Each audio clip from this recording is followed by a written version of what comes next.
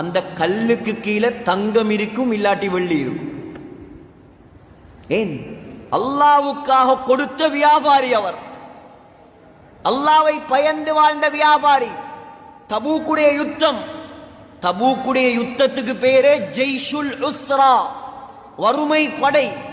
புகாரில வருது, ஸல்லல்லாஹு அலைஹி வஸல்லம் சொன்னாங்க, மன் ஜஹஸ ஜெய்ஷல் உஸ்ரா ஃபலஹுல் ஜன்னா.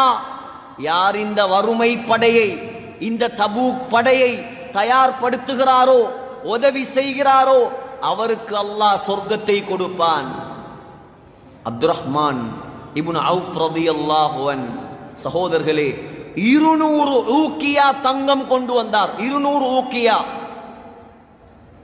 உமர் ரலியல்லாஹு அன்ஹு சொன்னாங்க, யா ரசூலல்லாஹ், இவர் 200 ஊக்கியா தங்கம் கொண்டு வந்திருக்கிறார். எனக்கு விளங்குது இவர் வீட்டில எதையும் வைக்கவில்லை.